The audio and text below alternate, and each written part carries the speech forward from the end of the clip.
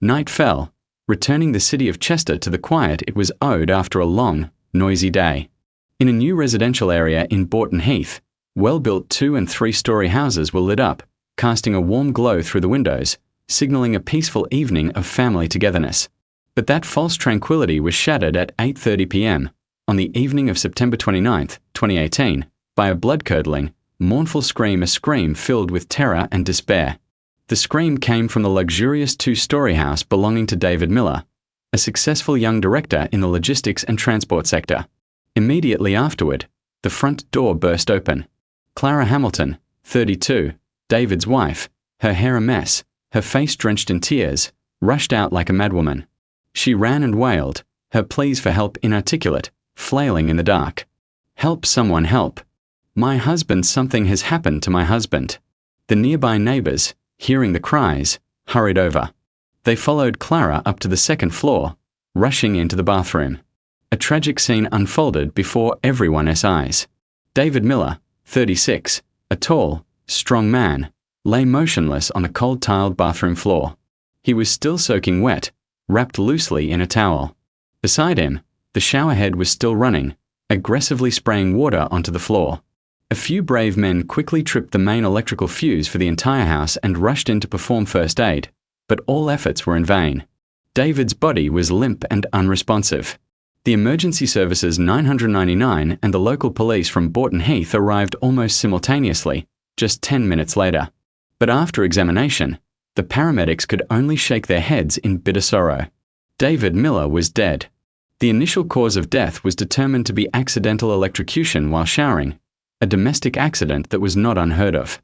However, due to the victim being a well-known businessman in the city, the incident was quickly reported and escalated to the Cheshire Constabulary's Criminal Investigation Department CID for direct handling. A special investigation team was formed that very night, led directly by Detective Chief Inspector DCI Andrew Scott, the deputy head of the CID, an investigator known for his decisive nature and extensive experience. When DCI Scott and the crime scene investigation team arrived, the house had been sealed off. Inside, a somber atmosphere prevailed. Clara Hamilton, the wife, was in a state of complete collapse. She was sobbing hysterically, being comforted and led into another bedroom by relatives and neighbors so that medical personnel could attend to her. In a corner of the living room, Leo Miller, the couple's 6-year-old son, sat silently on a small chair. The boy was not crying, he just sat there, his big, round eyes wide open, watching everything around him with an air of extreme fear and confusion. DCI Scott signaled for the forensic team to begin their work.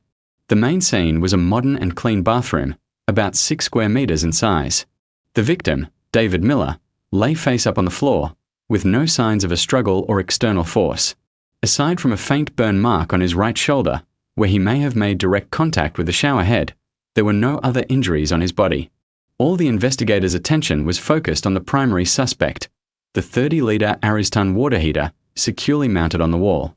An electrical engineering specialist from the forensic technology unit was also dispatched. While the forensics team conducted an on-site examination of the body, the specialist began to meticulously check the entire house's electrical system and the water heater. He used a voltage tester and a multimeter, examining every connection and every wire. Nearly an hour passed. Having completed his work, the specialist met privately with DCI Scott, his face etched with concern. "Report, Chief Inspector," he said, his voice firm. "There is one extremely illogical point. The entire electrical system of this water heater is functioning completely normally. The conductors are 3.5 gauge copper core, installed according to standards, with a proper grounding wire. The connections are all carefully wrapped in insulating tape, with no signs of exposure or corrosion. Most importantly, I thoroughly checked the water heater's ELCB earth leakage circuit breaker anti-shock relay. It's a genuine part, and it's working perfectly. I tested it multiple times, it trips very sensitively.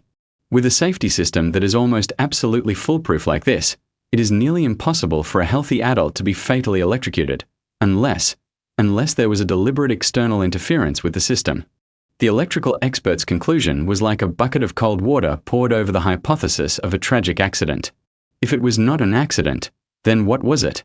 A murder. But how? DCI Scott felt the case was quickly becoming more complicated than he had thought. He decided he needed to take the wife's statement immediately. He walked into the bedroom where Clara was being comforted. She seemed slightly calmer now, though her eyes were still puffy. "Hello, Mrs. Hamilton. We are very sorry for your family's loss," DCI Scott began with a sympathetic voice. "We know this is a huge shock, but due to the nature of the incident, we need you to try to stay calm and tell us everything you remember." Clara Hamilton, amidst her choked sobs, recounted a seemingly plausible and deeply sorrowful story. "Tonight, after dinner, around 8 o'clock, David said he was feeling a bit tired from entertaining clients all day, so he went upstairs to shower first to go to bed early. I was downstairs in the kitchen tidying up and preparing milk for Leo. About 20 minutes later, I heard a very loud thud upstairs, like someone had fallen. Instinctively sensing something was wrong, I hurried up. When I pushed open the bathroom door, I saw him lying motionless on the floor. I was so panicked, all I could do was scream for help." Her statement had no inconsistencies. DCI Scott continued to ask, "Other than the two of you and Leo, did anyone else visit the house today? Or was there an electrician, a plumber, or a delivery person who came to the house?" "No, absolutely not." Clara shook her head definitively. "Absolutely not. All day today it was just me and Leo at home. David only came back from work in the evening. There was no other stranger at all." The initial questioning of the wife did not yield any immediate breakthroughs. DCI Scott left the room, his mind filled with worry. If Clara's statement was true, and the electrical expert's conclusion was also true, this was an extremely mysterious case. He walked out to the living room, and his gaze inadvertently fell upon the little boy, Leo Miller. The boy was still sitting silently in a corner, clutching a toy robot. A thought flashed into the chief inspector's mind. Perhaps talking to the boy would be a different approach. He motioned to a female sergeant in his team to accompany him, then approached the child. "Hello, Leo." He crouched down, trying to get to eye level with the boy, speaking in the gentlest and warmest voice possible. "My name is Andrew, and I am a police officer. I am a friend of your dad's. Don't be scared, okay? You are a very brave boy. Can you tell me what you played with at home today?" The boy, Leo, perhaps sensing the police officer's friendliness, seemed a little less afraid. He began to recount his day about playing with building blocks and watching a superhero cartoon. And then, amidst those childish stories, the little boy innocently revealed a detail that stunned both DCI Scott and the female sergeant accompanying him. "In the afternoon, before Daddy came home from work, Mummy called a strange man to our house." A strange man. DCI Scott tried to keep his voice as normal as possible so as not to frighten the boy. "What did the man come to our house to do?" "He fixed the water heater in the bathroom for Mummy," the boy answered clearly. "He was in the bathroom with Mummy for a long time. When he left, Mummy gave me sweets and told me not to tell Daddy that a man came to fix the water heater, because she wanted to surprise Daddy." The child's innocent words were like a lightning bolt. They completely exposed Clara Hamilton's lie just moments before. She had lied. A mysterious man had appeared, had interfered with the water heater on the very day of the death, and she had deliberately concealed his existence, even instructing her son to keep it a secret. DCI Scott returned to the room where Clara was sitting. This time, his gaze and attitude were completely different. There was no longer any sympathy, only the sternness of an investigator. "Mrs. Hamilton, why did you lie to us?" he asked directly, his voice sharp. What did I lie about?" Clara pretended to be confused, but her hands, placed on her lap, involuntarily clenched. "We just spoke with Leo. The boy said that this afternoon, a strange man came to the house to fix the water heater, and you specifically instructed him not to tell his father about it. Why did you have to hide this?" Clara Hamilton's face went from white with exposure to flushed with embarrassment, then quickly turned pale again with fear. She had not expected her seemingly harmless lie to be so quickly unraveled by her own 6-year-old son. Panic was evident in her eyes, her hands clenched so tightly that her knuckles turned white. After a few speechless seconds, realizing she could no longer deny it, she quickly concocted another story to cover up. Yes, I apologize, officers," she stammered, trying to force a strained smile. "I was so panicked earlier that I forgot that detail. It's true that a repairman came to the house in the afternoon. It's because the water heater has been slow to heat up the water for the past few days. so I called a man whose number I saw advertised on a lamppost nearby to take a look. He just came to check it briefly and then left. Why did you have to instruct Leo not to tell his father? DCI Andrew Scott asked, his eyes boring into the woman acting before him, not missing any expression. Well, it's because I was afraid of making David worry, she replied, her voice becoming slightly smoother as the new script formed in her head. He is very careful. As soon as he hears there is a problem with the heater, he will insist on replacing it with a new one to be safe. And a new heater is expensive. I just wanted to call a repairman to check it out to be sure, and if it wasn't serious, then leave it, save a bit of money. I told my son not to tell his father only because of that good intention. I did not expect at this point. She started to sniffle again, wiping away tears. The explanation sounded plausible for a devoted wife, but for an experienced investigator like DCI Scott, it was full of holes. A wife worried about her husband's safety, yet she calls an unknown repairman from an advert to fix a high-risk electrical appliance? A thrifty wife, yet living in a grand house, married to a successful director, did she really need to be so frugal as to hide such a small matter from her husband? Clara Hamilton's act became increasingly clumsy. DCI Scott knew that confronting her now would not yield results. He decided to use her own lies to expose the truth. "All right, please calm down and rest," he said, his tone suddenly becoming mild. "We will verify the information you have provided." With that, he and his colleagues left the room, leaving Clara alone in her confusion, unaware that an invisible net had begun to tighten around her. That very night, an emergency case meeting was held at the Cheshire Constabulary headquarters. The suspect Clara Hamilton is lying systematically, DCI Scott asserted to the special team members. Her statement before and after being exposed by Leo is completely contradictory.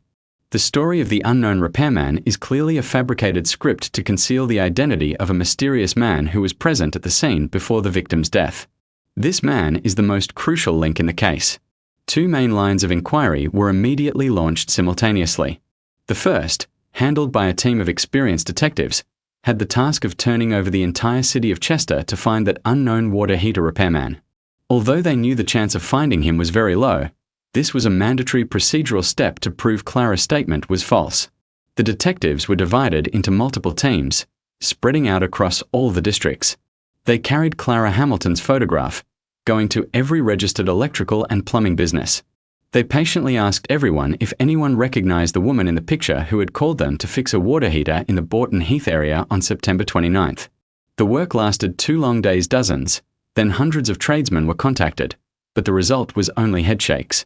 No legitimate electrician or plumber in the area had taken that job.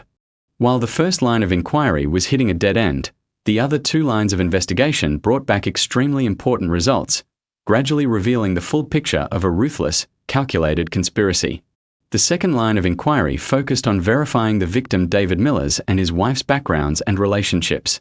Detectives worked with David's partners, friends, and even employees at his company. They all shared the same assessment. David was a kind, talented man, devoted to his family, but his marriage life did not seem very happy. He frequently traveled for work, and there seemed to be an invisible distance between the couple. And then, a piece of extremely valuable information was uncovered when detectives worked with a major life insurance company based in London. They confirmed that nearly a year ago, in October 2017, David Miller had purchased a lifetime peace of mind life insurance policy with a very high annual premium. According to the contract terms, if David unfortunately died due to any cause, the beneficiary would receive a compensation of £350,000, $350,000. There is a special clause in the contract, the insurance agent emphasized. If the cause of the customer's death is concluded by the authorities to be an accident, the compensation amount will be doubled, meaning a total of £700,000, £700,000. £700,000. A colossal sum.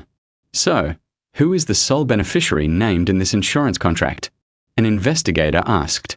The sole beneficiary, the agent checked the information on the computer and confirmed, is his wife, Clara Hamilton.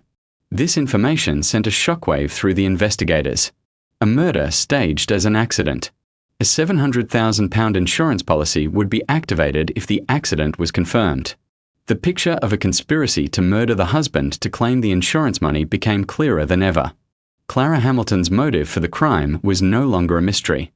Simultaneously, The third line of inquiry, also the most crucial, had its first results. After obtaining a search warrant and an electronic data extraction order from the Crown Prosecution Service CPS, the high-tech crime unit began their work on Clara Hamilton's mobile phone. Ostensibly, the phone showed nothing unusual. The call and text message history for recent days was clean, primarily calls to family and friends. Her messaging app contact list was also unremarkable. It seemed Clara had been very careful, deleting all potentially incriminating traces. But for technology experts, surface data deletion could not fool them. Using specialized software, they began the process of recovering all the data that had been deleted from the phone's hidden memory. This process took nearly a day. And what appeared on the screen after the recovery process was complete exposed an entire illicit relationship and a ruthlessly calculated murder plot. Hundreds of deleted messages between Clara Hamilton and a man cryptically saved in her contacts as Tech H were recovered. The person Clara was regularly communicating with, using affectionate language, was none other than her lover, Paul Davison, 36, a skilled plumber and electrician, but one who was deeply in debt due to gambling. DCI Scott and his colleagues held their breath as they read the messages arranged in chronological order. They were living evidence, exposing a terrifying conspiracy. Everything was clarified. The case was no longer in any doubt. In the special team meeting room, DCI Scott placed the thick file on the table. It contained full information about the £700,000 insurance contract, the search results showing no legitimate repairman was called to the victim's house, and most importantly, printouts of the entire history of the criminal messages between Clara Hamilton and her lover. Clara Hamilton's act must now come to an end, DCI Scott said, his voice cold. We have enough evidence to charge her. Now is the time for a direct confrontation. He looked at his colleagues, his eyes resolute. Let's see how much more acting she can do when faced with the very words she wrote. While the detective teams were scouring the entire city of Chester to find the unknown plumber electrician, at the police headquarters, the most crucial, yet quietest, line of inquiry began to yield groundbreaking results. The high-tech crime unit, after receiving the extraction order, performed complex technical procedures to restore all data on Clara Hamilton's mobile phone. They knew that in the digital age, no matter how carefully concealed a crime is, it often leaves invisible traces in the virtual world. Call history, text messages, chat applications are a diary that records a person's deepest secrets. And they were not wrong. After nearly 24 hours of non-stop work, all the deleted data on Clara's messaging app was recovered. And what appeared on the screen exposed an entire illicit relationship and a ruthlessly calculated, two-time murder plot, astonishing even the most seasoned investigators. The person Clara was regularly communicating with, cryptically saved in her contacts as Tech H, was her lover, Paul Davison, 36, a skilled plumber and electrician, but one who was deeply in debt due to gambling. The recovered messages from a few weeks earlier showed that their crime had been planned for a long time. And more chillingly, they had attempted it once before, unsuccessfully. A message Clara Hamilton sent to Paul Davison 2 weeks prior, on September 15, 2018. The poison mushroom plan failed, dear. I deliberately mixed a few poisonous mushrooms I found in the woods into his favorite chicken soup. But he only had a few bouts of diarrhea and was back from the hospital in a day. The doctor said it was just typical food poisoning. We were almost exposed. I am terrified. Paul Davison replied immediately, I told you that method would not work. It could end up killing the whole family. Forget it, it's not safe. Let me devise a more certain plan, one that leaves no trace. Did you forget I am an electrician? These messages prove that Clara Hamilton's intent to kill David Miller was not impulsive but premeditated. She had actively sought to poison her husband. When the plan failed, her lover, Paul Davison, did not discourage her, but instead devised a second, far more sophisticated and brutal plan. A series of subsequent messages showed how they planned and conspired together to create the deadly shower trap. A message from Davison, on September 20th. Don't worry. This method is 100% certain. The day your husband is out all afternoon, let me know. I will come over and wire a separate line, with an auxiliary switch hidden in a discrete spot. Once that switch is flipped, the entire water heater casing and the water pipe system will become heavily electrified. He won't have a chance to escape. After it's done, you just need to calmly trip the main circuit breaker, climb up to turn off the auxiliary switch, Then use pliers to cut and dispose of that wire, and no one, not even the best electrician, will be able to find any trace. It will just be an accident. A message from Clara on September 28th, the day before the murder.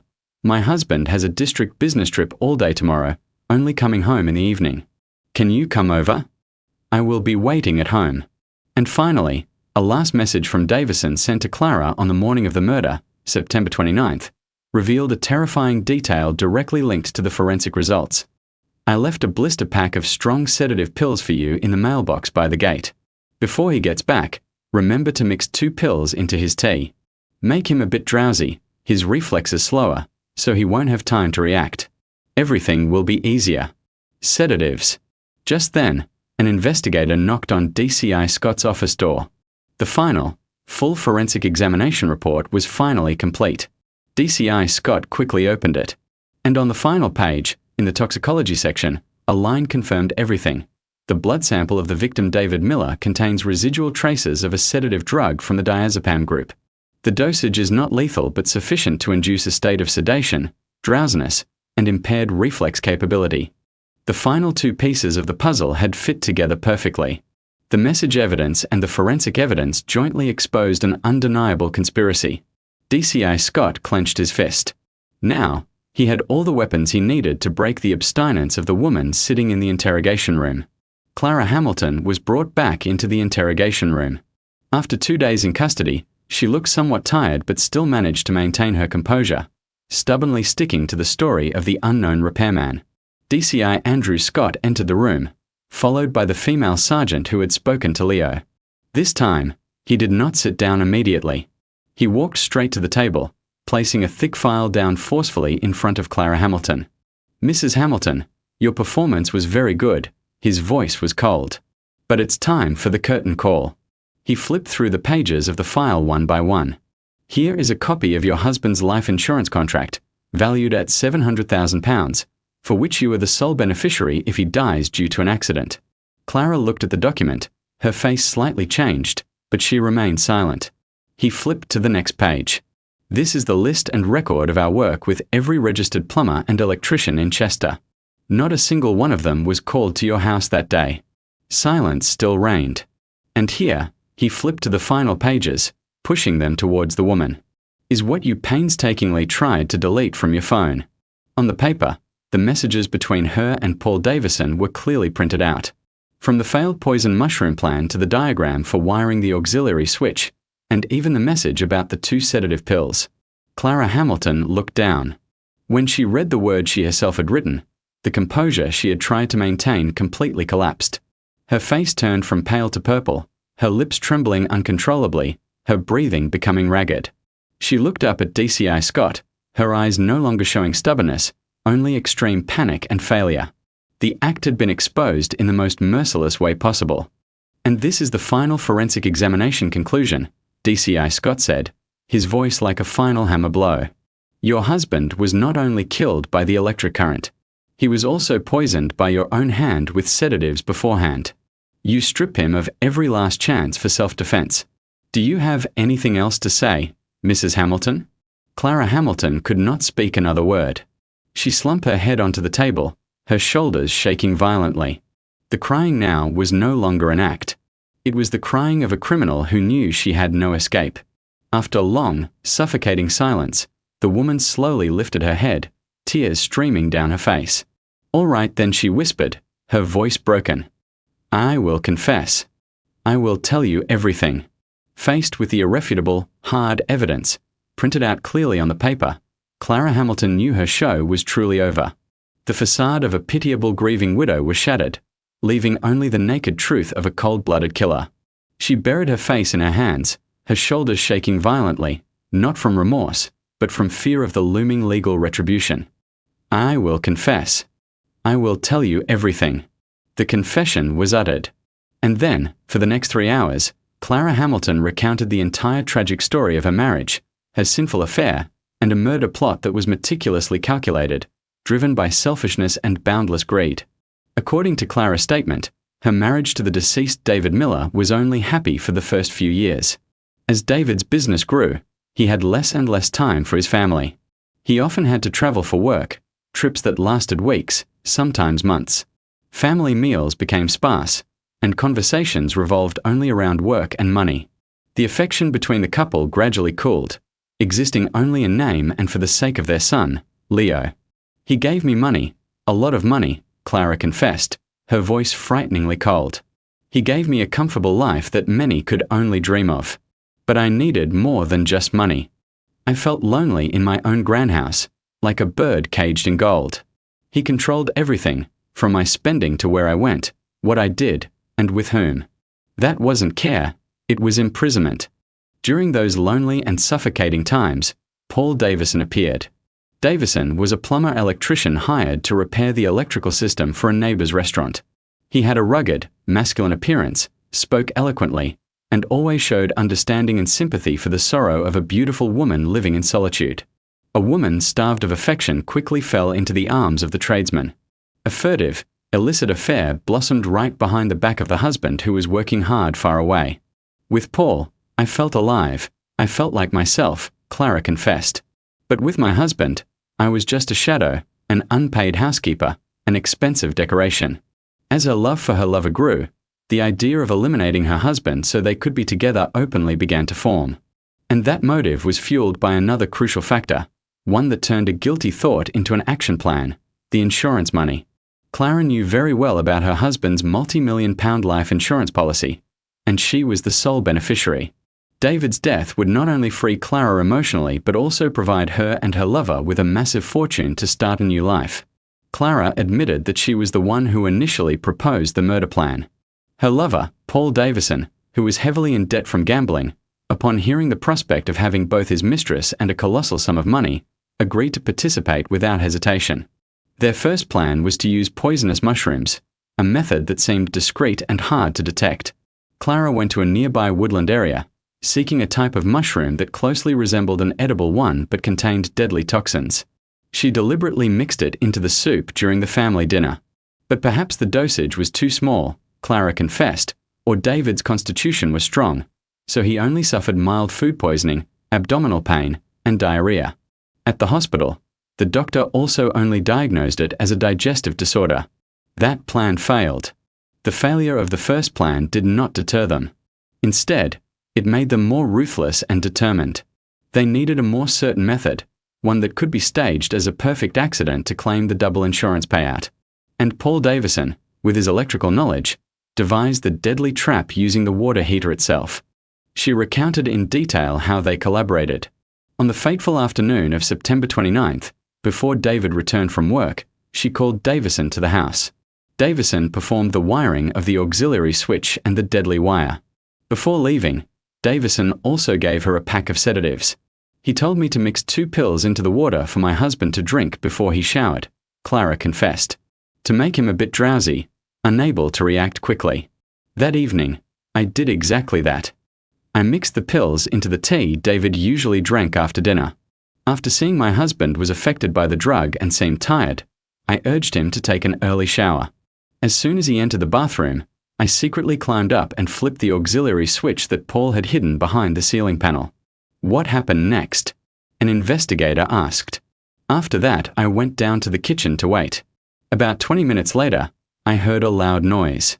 I knew the plan had succeeded. I waited a little longer, then ran up, screamed, and called for help as you saw. Clara Hamilton's confession revealed the entire truth. While she was writing her statement, outside, DCI Andrew Scott did not waste a second. Immediately locate the suspect Paul Davison. He ordered over the radio. Proceed with an emergency arrest. The suspect may be very dangerous. All officers are required to ensure absolute safety. Based on the information retrieved from Clara's phone and her confession, the detectives quickly located Paul Davison's whereabouts. He was not at home but was hiding out at a small electromechanical workshop in an industrial estate on the outskirts of the city, where he was working. A swift capture plan was executed. 3 unmarked cars filled with elite CID detectives quietly approached the target. When the detectives stormed in, Paul Davison was sitting and gambling with a few other workers. Caught completely by surprise, he and his gambling friends could not react. Davison, with the nature of a ruffian, tried to grab a wrench to resist, but a skilled tackle by a detective sent him sprawling onto the floor. The cold handcuffs clicked onto his wrists. "We are the Cheshire Police," a detective said, his voice sharp. "You are under arrest for investigation into the act of murder."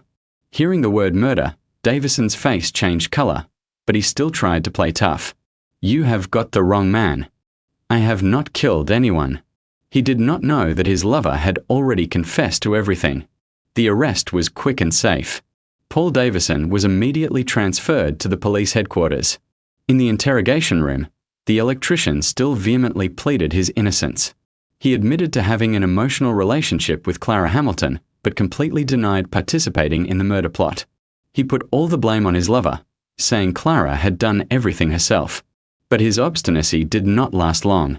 DCI Andrew Scott entered the room. He did not say much. He simply placed a file on the table. It was the signed confession of Clara Hamilton, detailing Davison's role, from planning, preparing the tools, to instructing her on how to execute it. "Clara has confessed to everything," DCI Scott said, his voice calm. "She said you were the one who orchestrated this entire plan. Now it's your turn."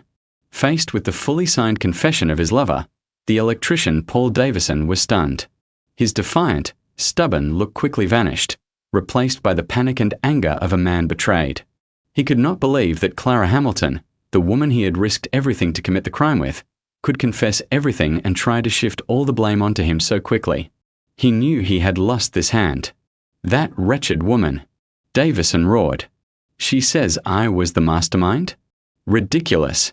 She was the one who came to me, crying and complaining about her miserable life. She was the one who talked about the insurance contract and suggested this plan to me."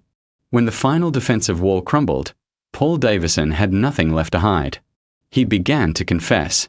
Davison's testimony, though fundamentally consistent with Clara's regarding the sequence of events, painted a completely different picture of their respective roles.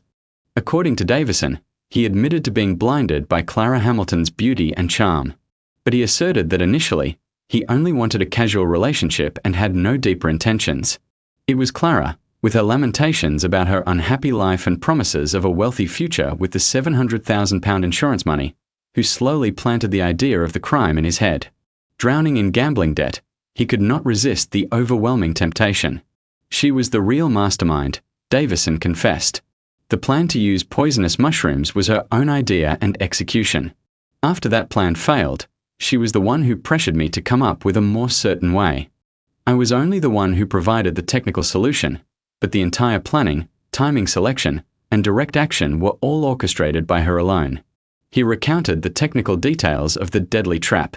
He admitted that with his years of experience as an electrician, creating such a trap was not difficult. He had used a single-core wire, 1.5 gauge, small enough to be easily routed and hidden in the plasterboard wall. He wired one end directly to the live power source before the main circuit breaker, and the other end was attached to a screw connected straight into the metal casing of the water heater. The auxiliary switch was cleverly hidden by him behind the bathroom ceiling panel, a location that would be almost impossible to find without being pointed out. "I was just the one who built the gun," Davison tried to justify. The one who pulled the trigger was her. The confessions of both perpetrators, despite the contradictions in blaming each other, together formed a complete indictment, exposing the entire criminal conspiracy. Regardless of who the true mastermind was, both were indispensable links in this criminal chain. Without Clara's greed and ruthlessness, the plan would not have been initiated. And without Davison's technical expertise, the perfect trap could not have been created. After fully consolidating the testimonies of both suspects, the Special Investigation Team decided to conduct a crime scene reconstruction to verify and finalize the case file. On a morning in early October 2018, Clara Hamilton and Paul Davison were brought back to the house in Borton Heath, where the crime had taken place. A strict security cordon was established, but it could not prevent hundreds of curious and furious local residents from gathering in the distance, watching every move of the two perpetrators. The reconstruction was carried out separately with each suspect to ensure objectivity. First was Paul Davison. With a sullen expression, the electrician had to reenact his entire sequence of actions on that fateful afternoon. He pointed out where he had hidden his motorbike, how he brought his tool bag into the house. Then he was taken into the bathroom.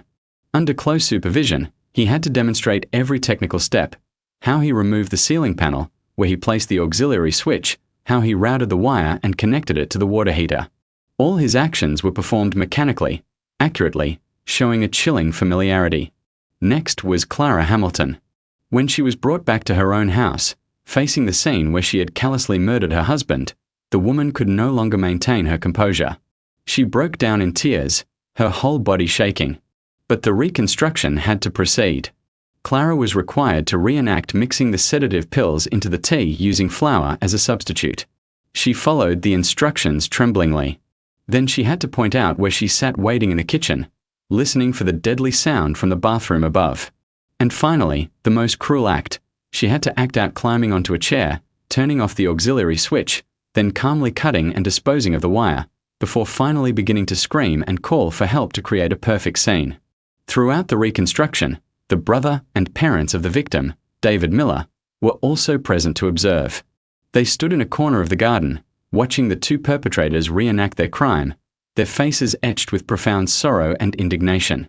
The crime scene reconstruction concluded after midday. Every detail in the confessions of both suspects was verified as being completely consistent with the physical scene and the scientific examination results. The case had been comprehensively solved. The play acted out by the evil lovers had been fully reconstructed. With the two confessions, along with the physical evidence and the crime scene reconstruction results, the special investigation into the case of the deadly shower trap officially concluded its investigative phase. DCI Andrew Scott and his colleagues, after many days and nights of intense strategizing, could finally breathe a sigh of relief. Justice for the unfortunate David Miller was about to be served. The case file, a powerful indictment of the terrible extent of human depravity when blinded by greed and desire, was quickly completed. All the documents and evidence were transferred to the Crown Prosecution Service CPS in Chester. Now, the curtain of justice was set to rise. Following the crime scene reconstruction, the investigation into the murder disguised as an electrocution accident officially concluded its investigative phase. With the confessions of both Clara Hamilton and Paul Davison, along with the irrefutable scientific and physical evidence, the Cheshire Constabulary's Criminal Investigation Department had a complete case file. A few days later, the final investigation report was completed, recommending the prosecution of both suspects for the charge of murder with aggravating circumstances, and was transferred to the local Crown Prosecution Service. The work of the detectives had ended, yielding the stage to the judgment of the law. But for those who remained, the tragedy had only truly begun. The most painful task now was to inform the full truth to both families. DCI Andrew Scott personally took on this difficult task. At the home of the victim's parents, in the grieving atmosphere, he had to choose the most careful words to reveal a truth even more horrific than their pain of losing a son. When they learned that their son had not died in a random accident, but was callously murdered by their own daughter-in-law, whom they loved dearly, and her lover, to claim the insurance money, the elderly couple collapsed. The pain of losing their son was now multiplied by fury and horror at the ruthlessness of the human heart. But the most pitiable subject in this whole story was the boy, Leo Miller. The 6-year-old child, who had unintentionally become the most important witness, shattering his mother's entire conspiracy, now had to face a truth too overwhelming to bear. He had lost his father permanently, and now he was about to lose his mother too. Psychological experts were called in to assist the family in speaking with and stabilizing the boy's mental state. No one knows how deeply this emotional wound will haunt his childhood and the rest of his life. The case, with its details of murder and sophisticated deception to claim insurance, attracted extraordinary public attention. The story of a beautiful wife, living in luxury yet having an affair and plotting with her lover to brutally murder her husband, became a sensational topic across all newspapers and social media. People were disgusted, outraged, and sorrowful over a tragedy where greed and desire had triumphed over marital fidelity and maternal love. The case file was meticulously reviewed by the prosecutors. Although both suspects tried to blame each other, with the evidence from the messages, Clara Hamilton's role as the mastermind was undeniable. She was the one with the primary motive from the £700,000 insurance payout, and she was the one who initiated the first poisoning attempt with the mushrooms. Paul Davison, though the one who directly created the murder weapon, was essentially drawn in by the seduction and the prospect of money that Clara had painted. Given the crimes they had committed, a severe sentence was inevitable. The law is meant to punish crime, but also to ensure fairness in determining the role and responsibility of each individual. For law enforcement, the outcome for the guilty couple was predetermined. In her role as the mastermind, the initiator, the planner, and the one who directly carried out the crime twice with a particularly despicable motive, and with a ruthlessness that defied humanity, no sentence other than the highest possible one awaited Clara Hamilton: life imprisonment with a very long minimum term, or in the UK context, a whole life order in the most extreme cases. The active accomplice, Paul Davison, who turned his professional knowledge into a murder weapon out of greed, would also pay with the rest of his life behind bars with a sentence of life imprisonment with a significant minimum term. That sentence would be a fitting punishment, but it would never be able to compensate for the immense losses. Through this case, we see the terrible destructive power of a sinful affair when combined with insatiable greed. For £700,000 of insurance money and a personal desire, a wife could heartlessly plan to kill the husband she had shared a bed with, and a lover could turn his expertise into a barbaric murder tool. The case is a costly lesson in the price paid by those who disregard the law and human life. No matter how meticulously calculated their plan, no matter how hard they tried to create a perfect crime scene, the crime would ultimately be exposed, sometimes by the most innocent of words. The greatest tragedy is not only the death of one person and the conviction of two criminals, but the shattering of a family and the haunting future of an innocent child, a child who lost both his father and his mother in the same tragedy orchestrated by his own mother.